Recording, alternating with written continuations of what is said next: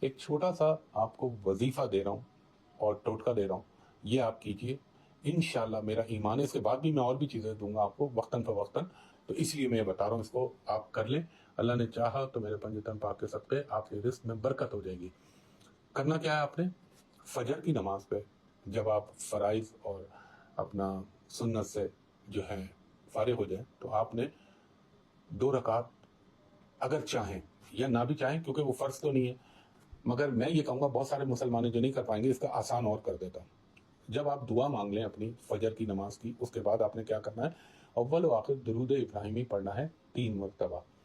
درمیان میں آپ نے پڑھنا ہے 300 مرتبہ، کتنے؟ 100، 200، 300 ٹائم آپ نے پڑھنا ہے یا ذوالجلال والاکرام، یہ پڑھی، اور اس کے بعد آپ نے 7 مرتبہ سورہ فاتحہ، 7 مرتبہ سورہ اخلاص اور 7 مرتبہ سورہ کوثر پڑھ کے اللہ